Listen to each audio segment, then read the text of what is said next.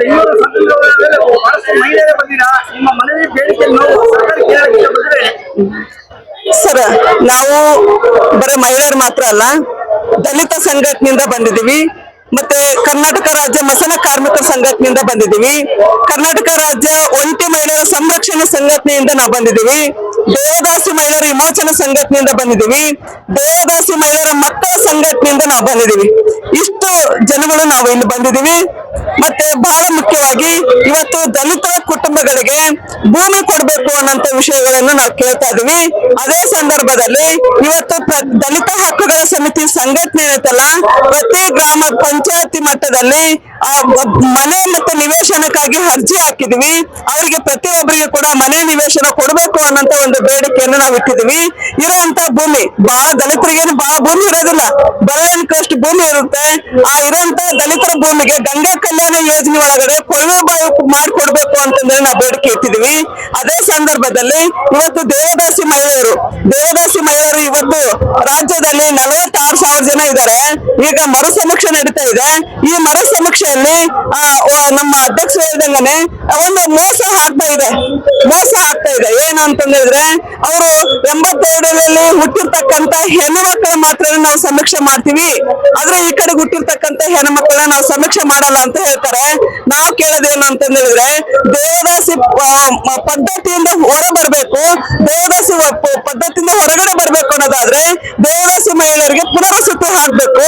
ಆ ನಿಟ್ಟಿನಲ್ಲಿ ಈಗಿರ್ತಕ್ಕಂತ 18 ವರ್ಷದಿಂದ ಎಲ್ಲಾ ವಯಸ್ಸಿನ ಹೆಣ್ಮಕ್ಳನ್ನ ಕೂಡ ನೀವು ಸಮೀಕ್ಷೆ ಮಾಡ್ಬೇಕು. ನೀವೇನಾದ್ರೂ ಆ ತರದಲ್ಲಿ ಸಮೀಕ್ಷೆಯಿಂದ ಹೊರಗೊಳಿಸಿದ್ರೆ ಅವ್ರ ಮಕ್ಕಳಿಗೆ ಶಿಕ್ಷಣಕ್ಕೆ ಅನ್ಯಾಯ ಆಗ್ತತಿ, ಅವ್ರ ಮಕ್ಕಳ ಉದ್ಯೋಗಕ್ಕೆ ಅನ್ಯಾಯ ಆಗ್ತತಿ, ಇನ್ನು ಉಳಿದಂತ ಎಲ್ಲಾ ಸೌಲಭ್ಯಗಳು ಕೂಡ ಅವರು ವಂಚನೆ ಆಗ್ತಾ ಇದಾರೆ. ಆ ನಿಟ್ಟಿನಲ್ಲಿ ಎಲ್ಲಾ ವಯಸ್ಸಿನ ಹೆಣ್ಮಕ್ಕಳನ್ನ ಈ ನಡೀತಕ್ಕಂತ ಸಮೀಕ್ಷೆ ಒಳಗಡೆ ಸೇರ್ಪಡೆ ಮಾಡ್ಬೇಕು ಅಂತಂದ್ರೆ ನಾವು ಈ ಸಂದರ್ಭ ಒತ್ತಾಯ ಮಾಡ್ತೀವಿ. ಅದೇ ಸಂದರ್ಭದಲ್ಲಿ ದೇವದಾಸಿ ಮಹಿಳೆಯರಿಗೆ ಈಗ ಪಿಂಚಣಿ ಅಂತಂದೇಳಿ 2,000 ರೂಪಾಯಿ ಕೊಡ್ತಾ ಇದಾರೆ. ಇವತ್ತು ಅದು ಎದಕ್ಕೂ ಕೂಡ ಸಾಕಾಗಲ್ಲ, ನಾವು 10,000 ರೂಪಾಯಿ ಕೊಡ್ಬೇಕು ಅಂತಂದೇಳಿ ಕೇಳ್ತಾ ಇದ್ವಿ. ಮತ್ತೆ ಅದೇ ಸಂದರ್ಭದಲ್ಲಿ ಇವತ್ತು ಕರ್ನಾಟಕ ರಾಜ್ಯ ಒಂಟಿ ಮಹಿಳೆಯರ ಸಂರಕ್ಷಣಾ ಸಮಿತಿಯಿಂದ ನಾವು ಬಂದಿದ್ದೀವಿ. ಅಲ್ಲಿ ಕೂಡ ಇವತ್ತು ಎಷ್ಟೊಂದು ತಾರತಮ್ಯಗಳು ನಡೀತಾ ಇದಾವೆ. ಅಂದ್ರೆ ವಯಸ್ಸಿದ್ದಂತ ಹೆಣ್ಮಕ್ಳಿಗೆ 800 ರೂಪಾಯಿ ಪೆನ್ಷನ್ ಕೊಡ್ತಾ ಇದಾರೆ.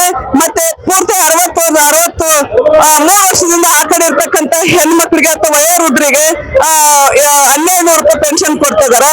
ಇದು ಎದಕ್ಕೂ ಕೂಡ ಸಾಕಾಗಲ್ಲ.